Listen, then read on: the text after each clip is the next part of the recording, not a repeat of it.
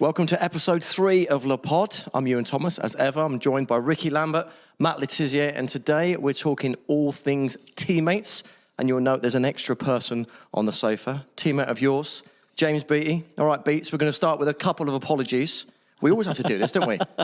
Apology to you to start with, because we kind of stitched you up on one of our episodes where you thought Matt was going into jungle and you were quite... What's the word? Keen. Excited. It was quite keen for me to go in there, yeah. We had to bleep you out quite a lot, and that was being cut. So I'd like to apologise to you for stitching you up. Yeah. And then you don't have to apologise for your language whatsoever. We quite liked it, but you can if you want. I was quite reserved, actually. I texted you first, because I knew there was something wasn't right. But then as soon as I heard his voice, then I thought, oh, yeah, well, it's Tiz. All right. He wouldn't do anything like that to me, would he? You look keen for him to do it, though. Yeah, I think he'd be great on there. And I can't remember. I think he'd be really good. And then what did you say? People wouldn't think I was lazy. I said, well, we probably already know that anyway. Maybe not so much now, but, yeah. We remembered what you said. I think here comes a bleep machine. It was get in there, lad. Eat some insects. Or something like that. That was a really good northern accent as well, wasn't it? Well, he's not doing it, hence he's here. Although we might try and stitch up Bridgie later. We might do a little FaceTime call. We haven't told you about this, but maybe because he's... Oh, really? Does he still think you're doing it? Well, it's on telly now, so if he doesn't know... No, because people go in late, don't they? Did in the jungle. All right. Did you tell him that you wasn't doing it last week? I thought... So, Rickie, good response from the first couple of Le Pods? Yeah, I think they went well, to be fair, mate. I've watched them back, and yeah, I think they've done a good job with them, and yeah, I'm having fun doing it, mate. So yeah, it's good. Yeah. Oh, you watched them, have you? Yeah, I have, mate. Yeah. Were they any good? Yeah. All right. Intently. All right. I've been a bit busy. I haven't quite got round to listening to it. Well, you've been doing your Harry's Heroes. We have, yeah.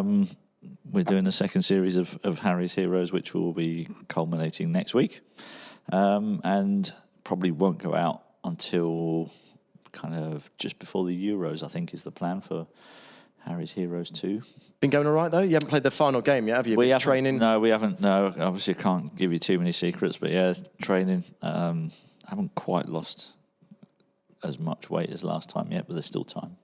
Yeah, you're looking fit. Beats is looking fit. Yeah, he's all right. Lose the same all the time to me. Side with Rick later Just a legend. doing all his running for him later. Yeah. But you both enjoyed it, yeah? I think it went down pretty well. Good, yeah. I've enjoyed it. Onwards and upwards. Absolutely. And we're lucky today, we've got an extra guest as well. We have indeed. And we're going to be talking teammates. And you two, James and Matt, you sort of careers just about crossed over, didn't they? For a few years here. Yeah. We had 4 years, I think it was. Yeah. 4 years as teammates. Obviously, I was kind of coming to the end of my career. And I was trying to politely say Beats that, yeah. Probably didn't see the best of me in those 4 years. I had quite a few injuries during that time. Well, in training, maybe not the best. In training, yeah, definitely. But yeah, and Beats was obviously a young lad, just come from Blackburn, and made a big impression on the club, and obviously went on to do terrific things. Was it 25 goals, I think, was the 25 Premier League goals one season? Was it 25? 23. Max. And that's a pretty impressive return in anyone's book. And obviously we also got on quite well as and the fact that we're still mates now, 20 years later, tells you that we got on all right when we played together. I mean, and socially as well. I remember seeing both of you, Icon and Diva, a couple of times. Obviously drinking lemonades. Yeah. Beats turning up coincided with me being single for the first time since I was 16. So, directly my fault. No, the Matt Le Tissier that he saw was probably very different to my teammates for the previous 12 years who never saw me go out and get drunk. Really, I mean, I very rarely drank for the first 12 years of my career until Beats turned up. Really. You're a bad influence. What age Even was you? 19 years of age, were you? but I was going to say the biggest thing for me was I was 20. 20, okay. And then that was the first time that I'd left home, and to go into a dressing room with someone like Matt welcome me straight away. I think sometimes there couldn't be, because Matt, like you said, he was more towards the end of his career, and then you get like a little whippersnapper coming in the dressing room, but he welcomed me along with like the other lads and that. like Franny, there's Kenny Moncal, wasn't there? Richard Dryden, Dave Hughes, Oaksy was there. But, you know, he just welcomed me and made me feel at home, which helped me a lot because, as I say, it was the first time I'd lived away from my parents. So helped me settle down, and then I got into the team about November. It didn't take too long, did it, for you to, No. for you to get in the side? You know, we probably did go out a little bit too much, maybe, would you say? Not at the wrong times. No. It was never in close proximity to a game. But I think back in those days, it was a little bit different, and we did kind of go out a little bit more often than perhaps the players would go out in this day and age. I came in and I was... You were really shy. Was I? Yeah, to start with. Yeah, to start with. For the first few weeks. Yeah, it didn't last long, I think to be because fair. you walked in, you was in the dressing room with, you know, such players of esteem, and I was a little bit like that when I first went in. But over the weeks, like you say, you know, they get to know you. You train together, and you know, could you have anybody better to watch training? You know, his finishing. I've even said, you know, publicly that some of his goals in training were better than that unbelievable DVD that he's got. And people go, nah, I can't be, but they were. And it's a shame, actually, because every training should session have had now gets filmed. Yeah, Doesn't no. it? Imagine that. 20 years ago, my reputation would have gone through the roof. it would have done, yeah. Loved the worldie in training. But It didn't matter when you I think missed it. that's something that I took on as well. I think it's part of your personality. But when I started getting established in the team, you know, I used to go to the younger lads and say, if there's anything you need, you know, come and see me or whatever. And like Bestie, and do you remember Dexter Blackstock? And Yeah. I used to sit them down and say, how's it going, lads? And then roll on in about another 18 months, I'd come in and they'd have all my clothes on and that. Which was fine. But I think it's something, you know, as I went through my career, you try and look after the younger lads to make them feel part of the team, definitely. Your attitude definitely changes as a teammate, depending on your age in the change room. I don't know if you felt that, Rick, as a young lad in the change room, and then as you go through your career, you get to a point, and it's really odd because it's just like one season you turn up, and like back in our day we used to have like young uns against old uns in the five-a-sides, and there's just that one season where you turn up and they go, right, young uns v old uns, and you look round and you go, I'm in the old uns. I'm in the old uns, and all of a sudden it's like a switch goes in your head, and all of a sudden that's it. You're no longer a kid anymore. You're now one of the responsible old people in the change room, and you have to behave a little bit differently. No, I do agree. You've got to like look after them, but you test the young ones as well, don't you, to see if they've got anything about them. And they're the ones who normally make it as well, as the ones who've got a little bit about them. I don't know. I think it might be changing a little bit now. I think the kids these days, they get treated unbelievable. And I don't know. I mean, when I was at Saints and like Ward Prowse and all that, they were great lads. I mean, dead respectful to the elders, and we had a great bunch of kids coming through. And like I said, we tried to look after them, but they all had something about them as well, and they could all take the banter, and no one shied away from it. And obviously, you could see the ones who come through. It was about 4 or 5 of them at Saints at that time. Because you're very, very naive in those early stages of your career. There's a lot that you have to learn, and you need people like that around you to look out for you and to sometimes just do a little bit of your work for you that you're not very good at. You know, I wasn't one of those players that could kick and look after myself, really. Not in those early days. I mean, when I put a couple of stone on, I was able to put myself about a little bit more. But all these people that are big characters and who make going into training interesting, because it can be boring, can't it? No. It can, if it goes the wrong way, you've got a group of players who are a bit boring and the manager's a bit boring, the training's not great. You need people in the change room who are going to keep it bubbly the whole time. It's a difficult job. No, it is. And if you've got a couple of characters in there as well, what make you laugh, just makes it so much better. Absolutely. Doesn't it? I had 2. I had Paul Watton. Oh, yeah. And Danny Buttersfield. Oh my God, them 2 together were just so funny. Yeah. Like, it was Paul Watton at first, and then Danny came in about a year later. And Kelvin had Kelvin into it as well. And they were just constantly bouncing off each other, constantly playing pranks on everyone. And it was brilliant coming in, you couldn't wait to come in. Yeah. Go on, give us some pranks and give us some examples. They won't mind. Come on. Paul Watton, man, he like, if a new player came in, he wouldn't take long for him to let them know what he's about. Like, in the shoe or... Whoa. Do what? What? Yeah. No. Yeah. What, in their boots? So they go back to training or they're casual? No. The shoes, what they come in. So they've got to go home wearing When them? they come So in, just you've dumped got to in the shit. shoes? Yeah, honest to God, mate, they were good to have around the lads. And it was funny. Every day was funny. Do you have experiences of the poo in the change? Yeah. Had a bit of poo gate? Similar. It was when I was at Stoke. And Did you do it in Tony Pulis' shoe? no, not yet. There was like big characters, like you were saying, and a couple of big characters that were in there were Liam Lawrence and Dave Kitson. And that was one of Lenny's tricks, that Liam Lawrence's tricks, I think. Oh. Yeah. He would... There'd be little bits and bobs going on all over the place, you know, like normal. But his retaliation was to, take a crap in someone's wash bag. Oh, the wash bag. That's just not right. And when he'd made that statement, then you've got to be very careful where you take it, because he went to slashing tyres and stuff like that, because they'd escalated so quickly. And that's deemed as a practical joke?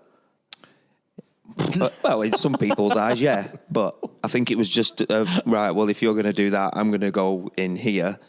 And then if you're going to do that, then I'm going to go here. So it was a bit more like I'm going to top you or whatever. We used to do Secret Santa. And honest to God, so you would pick a name out and then you would have to get that person. Yeah. And it was like, you got to go ruthless. You had to go like proper ruthless on them. And honest to God, some of the stuff I can't say what some of the stuff was. I think I can imagine. For Gaston Ramirez, I think we paid £15 million for him, didn't we? Yeah. And I think Fraser Richardson got his name. And what he done, he come in in a big billboard. Do you know the people who wear the billboards and walk around? Well, he had January sales, 15 million cut down to 1 million. Wow, that's brutal. And he's only been in the place a couple of months, and it was there was other things as well. I can't even say that. I've got a couple of like good ones. Going back to when I was a YT at Blackburn, and you had Shearer and Sutton and David May and all these big characters, Tim Sherwood, and they were ruthless with what they used to do. Sometimes they'd be playing two-touch in the changing rooms, and if you dropped the ball, you could stay in if you knocked a roof tile out. And it was like them suspended roofs, the suspended ones. Yeah. And we as YTs would have to go in and clear it. So they'd go out training, we'd walk into the room, and this room would just be like a grenade had gone off in there. And so we'd go and get Ray Harford, and he'd just come in and just shrug his shoulders and say, "Yeah, tidy it up, lads." Tidy up. But they were so ruthless. Once I remember Jason Wilcox got a brand new car. He got I think it was a BMW convertible. And while he was out at training, they put the roof down and filled it full of soil. Oh no! So there was just a headrest sticking out, and put loads of plants in it and that. See, I would find that funny if someone done that to me. I don't know how. I didn't see his reaction, but it was.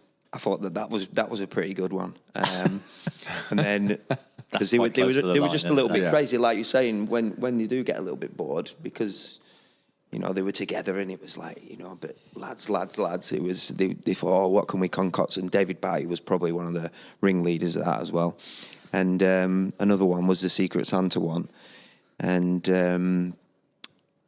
Alessandro Pistoni was at Everton, and he I think the lads thought he was renowned for being a little bit soft, and maybe getting injured when he wasn't, and leaving him in the lurch maybe in certain games and stuff. and somebody bought him a pig's heart for Christmas. Oh, wow. But obviously, being Secret Santa, they didn't know who it was. Oh. But he wasn't best happy with that. That's harsh. Some players even used to buy themselves a boat and go across to the Isle of Wight. And then on their way back from the Isle of Wight, they used to like get in the middle of the Solent and just whiz the boat round and round and round. And he might want to tell you why he did that and why he missed the start of one season, because he cracked his ribs open. I don't know if 20 years is long enough to be able to open up now and say what the true story was. Come on, Beats. Why you missed the start of the season. We know it's you. What do you reckon? Look at me then. I remember you having that boat. Well, you've just told it there, so it's all right. I'll let you get on with it. Did you tell the manager that's how you got injured? Do you have to own up? No, it was Dave. Dave Jones. And I said, I fell over. And he went, Beats, you're talking to me now, son. Like that. And I was like, yeah, okay. And then I told him. But it was right at the end of pre-season. And you cracked your ribs? Yeah, so he's tell him what you did. We were doing donuts in the Solent. And then I don't want to say his name because it upsets him, because he's really regretful of what happened. But we were going one way, which is fine. So you're holding on, aren't you? Yeah. And then all of a sudden, he just decided to throw it the other way. And obviously, a ball doesn't weigh 20 kilos, does it? And I wasn't holding on to anything. So I've, shot to the other side. And the fridge actually went into shattered my shoulder blade. Oh, my word. Three ribs. And one of the ribs went into my lung, and I had a neurothorax. And actually, if I'd have gone overboard, I'd have been... Oh, my word. But yeah, so I went to the hospital, and then how long I had to phone Dave up and say, I've tripped over my flip-flop, Dave. He went, Beats, what are you on about, mate? So clearly recently in the press, Gomez and Sterling, massive bust-up that got leaked to the press or was told. I'm assuming that kind of thing happens quite often, does it not? In a dressing room, you have a bit of a bust-up, you shake hands afterwards, it's all forgotten. Yeah, I've seen plenty, and all of them just get forgotten about. Bigger picture's always what everyone's thriving for, apart from one instance, and it was Danny Osvaldo and Jose Fonte. Oh, yeah. And that was quite bad. That wasn't an argument. That was, like, he beat Jose up there, to be fair. It was quite ruthless. And Jose's face was quite... I remember that. Beaten up, to be fair. And they couldn't sort it out. Danny was the most lovely fella off the pitch, honest to God. But on the pitch, he was a psycho, absolute psycho. And they got into an argument. And you know where two players normally come together and like bit of push, he just grabbed him by his top and just went, bang, butted him, and then hit him a few times when he's on the floor. Oh. And then obviously he's got dragged off. So that was pretty bad. And then he had to leave the club. Then he got sold. That bad? You can't sort that out. It's gone too far. It was that bad. And to be fair, he was like Jose's close friends. I don't think if he would have stayed and then come back into the group, I do think that might have caused more issues than Fingo, because I don't think Jose would have ever forgiven. Mm. So I think he had to go, and he did. He didn't obviously play for the club again after that. Yeah, I was in the change room at the training ground when Robbie Slater and Carlton Palmer had a bit of a disagreement. During training, they had the disagreement. The argument carried on inside the change room, and they were both going at each other, and then it all kicked off. I can't remember who threw the first punch, but it was proper punches going in, wrestling in the change room, and we let it go for a few minutes before we jumped in because Robbie was getting the better of him at the time. But it was, and it might not have been. It was quite even. But within 10 minutes of that happening, they were talking to each other like they were best mates again. Almost like just get it done. And they got it out of their system, got it done. 10 minutes later, we're all fine. Had a shower, come back, fine, shake hands. Let's crack on with it. I think they both played in the same team, either the next day or a couple of days later. I think we went and win the next game, and it made no difference, really. As long as as Rickie said, as long as you can deal with it there and then, if it gets done, and then you can shake hands 5 or 10 minutes after, once the heat's just died down a little bit. In that case, clearly that was a lot more serious. But it sounded to me like the Sterling and Gomez thing wasn't even as serious as perhaps the Slater and Palmer thing. And I don't know. I felt it was a bit of a mountain out of a molehill. Yeah, same. Yeah, I think he might have judged that one wrong. I think the reaction of the fans when Gomez came on, I don't think the fans were kind of really having a go at Gomez. I think that for me was the fans having a little go at the manager and going, "Don't think you did that right." Surprised me actually, because I think Southgate's handled everything so well. Yeah, he's obviously done a great job, but I think he got it wrong as well. Yeah. But I don't know what the reason was behind dropping Sterling for that first game.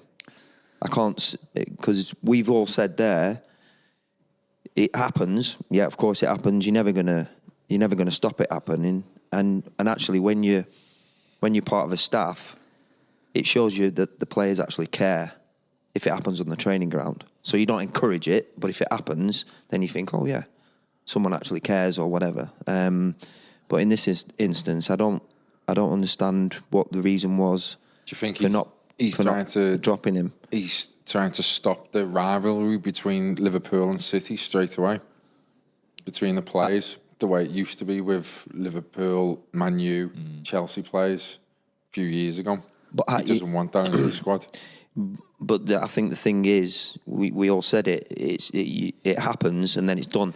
Yeah. Shake hands. I think the done. fact that Gomez then carry it on with another action after that. I think the but fact as I say, that without Gomez knowing came out and it transpired that Gomez had said, "Listen, it's over and done with. Let's just get on with it." And he's the one that's on the receiving end of it, and he's saying that.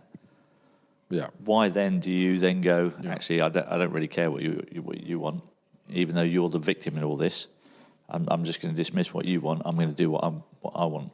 Rickie, you mentioned the cliques within clubs when you're playing for your country. Does it make a massive difference? Would you avoid, I don't know, the Man United boys, the Chelsea boys, avoid the Spurs boys? Can you tell there's that division or not really? I think I was at England probably at the very back end of the golden generation, and the rivalries between the teams. So when I was there, it wasn't probably as bad as what I've listened to some of the stories. But you would see United players on one table, Liverpool players on one table. It did try and get mixed up sometimes, but mainly you would see the groups stick together. Probably that's what inevitably would happen.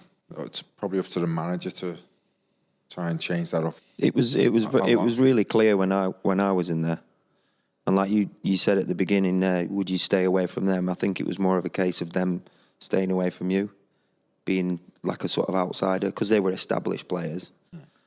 There was, when I was in there with Matty Upson and Wayne Bridge and Trev Sinclair and that, we generally find ourselves on our own eating, and then it'd be all the bigger clubs. And I think Scholes has alluded to it in his book, hasn't he? That sounds sad to hear, though. I'm hearing that, thinking I think it's almost like a new boy in the school. Yeah. But we commented on it, and it was, like we were a little bit outsiders because we weren't, part of the gang or whatever. But it was the only two that really spoke to us. Really were Beckham and Sol Campbell. Well, they feel threatened by you, or what do you think it was? The fact that you were just new to the squad? I don't know. I think it's just because they were with the mates, and it's like anything else. If there's a group of mates over here and a group of mates over there, they just tend. It's up to the manager. And I think that's where Gareth's done a great job in breaking down those barriers and those cliques, and you can see a more together group, all together group now, and that's one of the fantastic jobs that he's done. Ultimately makes for a better performing team. Yeah, I've got to say, when I went, like some of the elder, like the older lads, Lampard was brilliant for me. Came up to me and like reassured me and like gave me confidence, and obviously I was a lot older and I was 31. That's not the normal age a lad goes into the England setup. So yeah, no, I've got to say everyone was fine to me, and I got on really well with the majority of the lads, to be honest. But like I said, I still did see kind of groups at that time. Do you think that relates a little bit to what you were saying about going through your career and maybe maturing a little bit, and when you get to a certain age, then you find yourself, or you feel that you're responsible then to integrate people, and that's when the real leaders, and obviously Frank is a leader, isn't he? You know, he's shown it all the way through his career and now into management. But I think that you change, and you see your role within a team changing the longer you play and the longer you experience those sort of things. Do you think the fact there wasn't that brotherhood, perhaps, or there was the cliques, is the reason it didn't click for the team? I think it probably would have been one of the reasons why, yeah. I think a strong team cohesion and dynamic is paramount to success, really. I don't think you see, cliquey teams doing very well over the course of history. I think you see, teams that are together.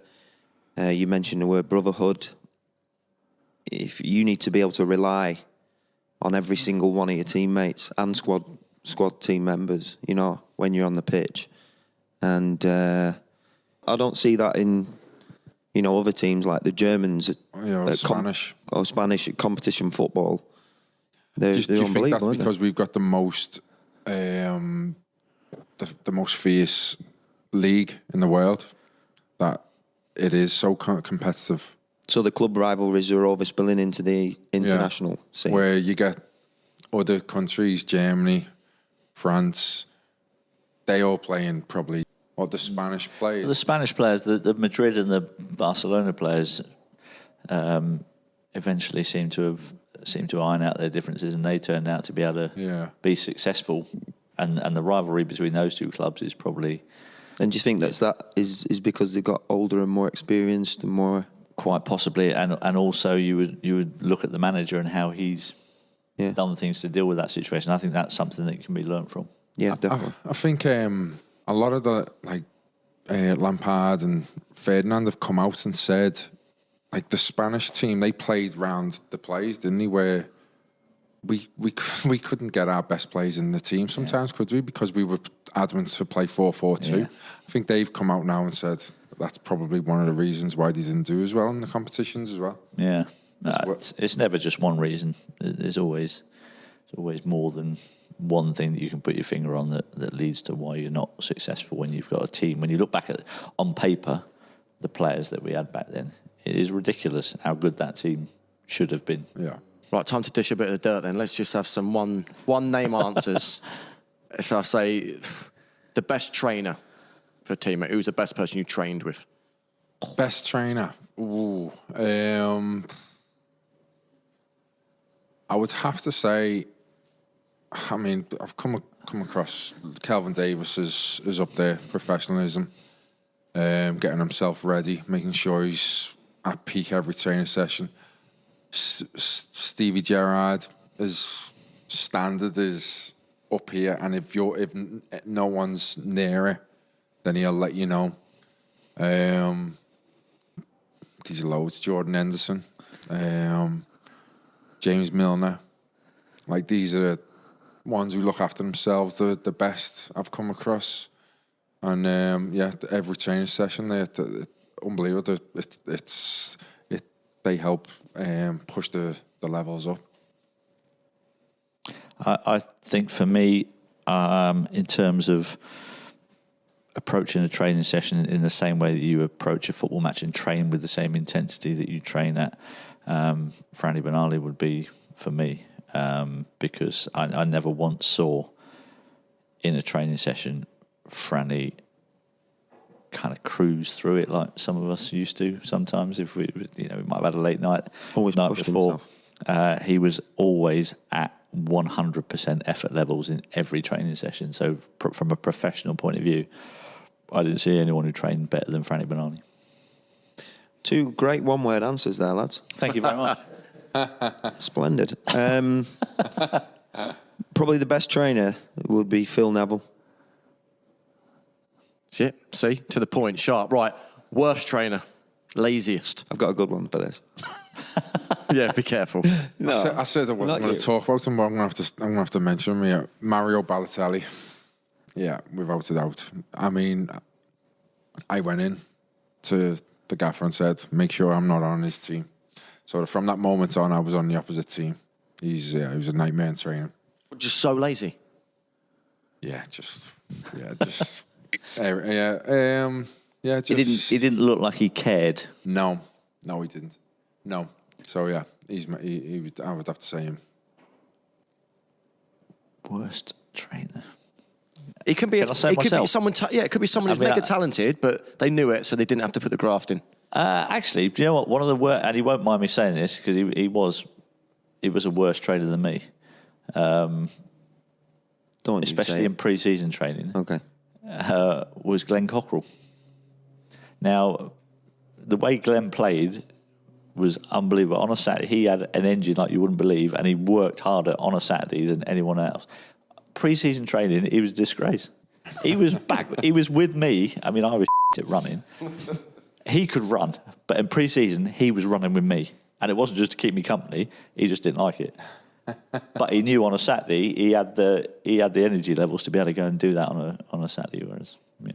So I'm gonna. Sorry, Glenn, but it's you. In terms of clubs, you two have played for a few. In terms of Southampton's camaraderie and the dressing room, the buzz, the feel around the club, where did it rate? I think it's got a rate up there. I enjoyed, every club that I played for, but I think again that's maybe a reflection on my personality and my character. But I think with the time that I had here, 6.5 years, and how special it was and still is to me now, I think it's always, you're always going to remember it fondly. And the sheer fact that I'm still mates with Tiz and a lot of the other boys within that dressing room, is an indication of how high I hold it in my memories. Yeah, I mean, Southampton's the best for me. From the first week I moved in, there was a core of us, about 8, and then that 8 stayed there for 5 years. It was brilliant. Like I said, I had some great characters in there: Danny Butts, Paul Watton, Kelvin. So, Rickie, Southampton are known for the Southampton way, respectful of each other, bringing through academy players. Did you sense that in the dressing room? So when I joined Southampton, I think they went for that saying big time. They published it everywhere. And to be fair to the chairman at the time, Nicola, he did install it into the players. So when you came in, like I said, the core group of lads who we had at Saints, they believed in it. And that makes all the difference. So anyone else coming in, that core of lads would make sure that the new ones coming in took it up as well. And if they didn't, then someone would have a word. What was Adam like in the change room? I always wanted to know, because I've only met him a few times. Yeah, he's funny, Ad. But was he? Yeah, he's funny. I don't know what kind of character he would be, where he would sit in that changing room. No, he's very, very dominant figure. Was he sharp? Yeah, very, very sharp. Not shy. Yeah. Not shy at all. Yeah. Quite the opposite.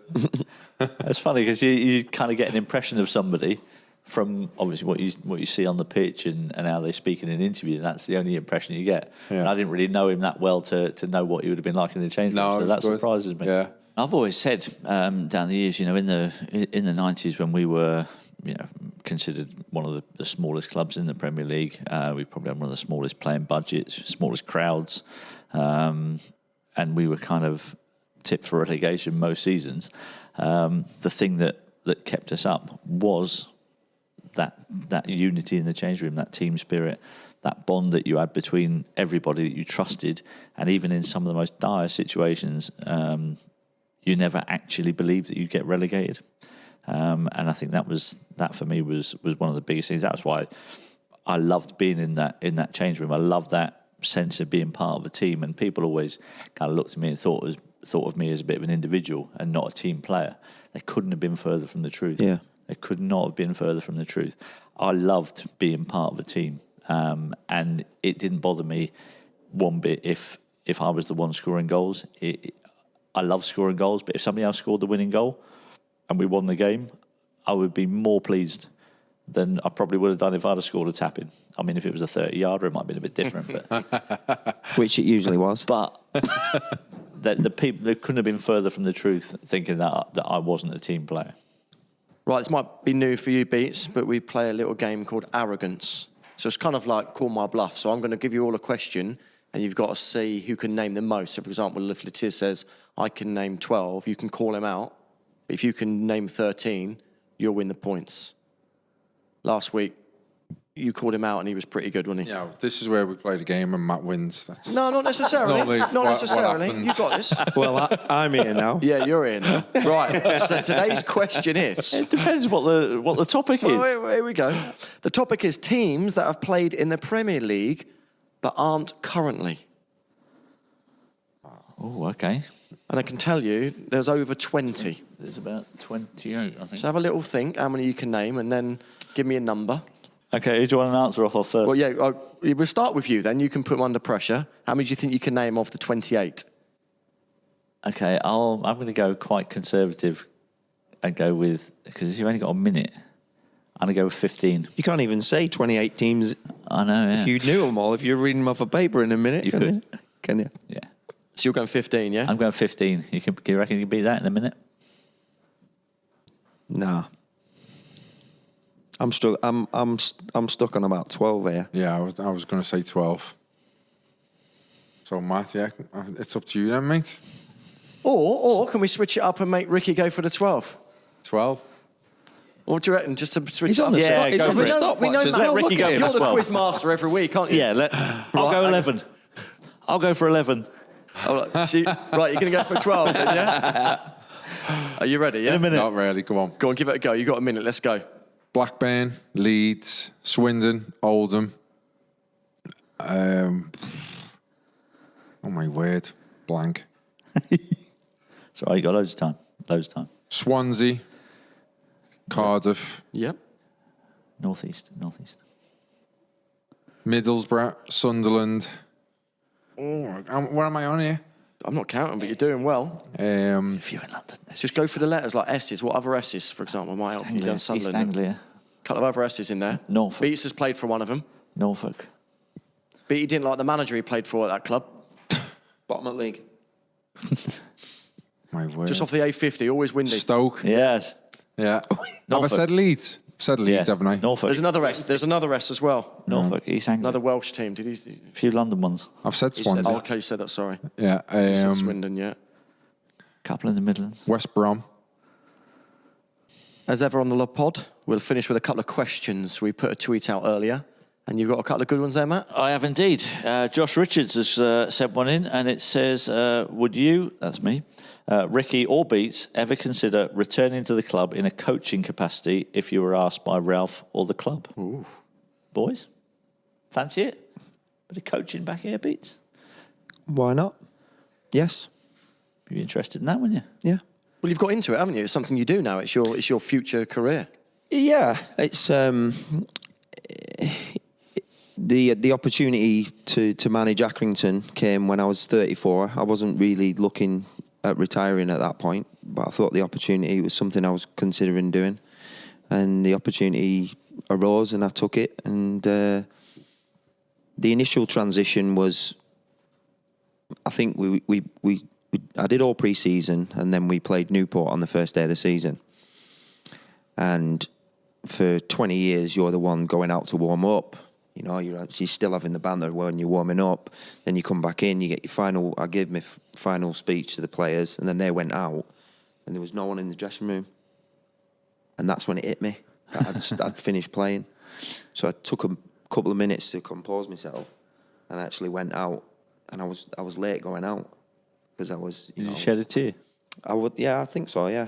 I'm not ashamed to admit that, but I think if you don't have something, having spoke about what we spoke about today and being part of a team and having that banter bouncing around all the time, and taking the mickey out of your teammates 24/7 for 20 years. If you don't have that focus or something to focus on, that's when problems can arise. And I just thought, for me, that was the moment that it hit me that I'd finished playing.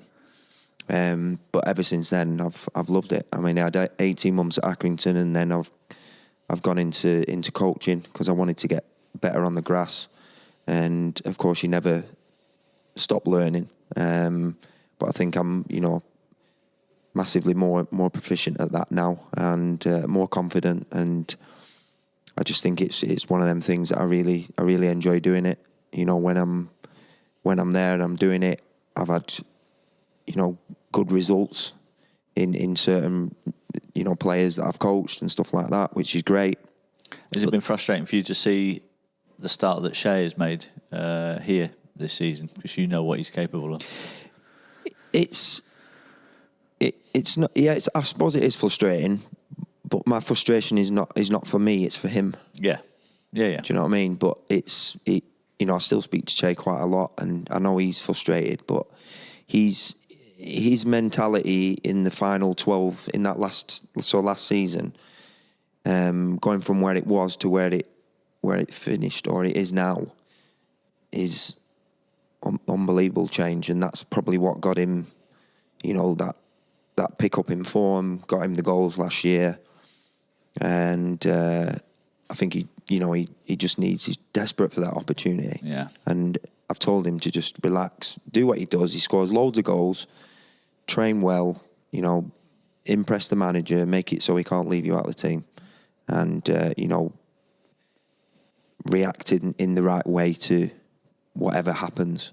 And just try and remain positive. That's it for week 3, episode 3. James, thank you very much for joining us. Thank you for having me. Ricky, nice Matt. One, Beats, mate. We will be back very soon. And next edition, I think we're talking all things coaching, so that'll be a good one.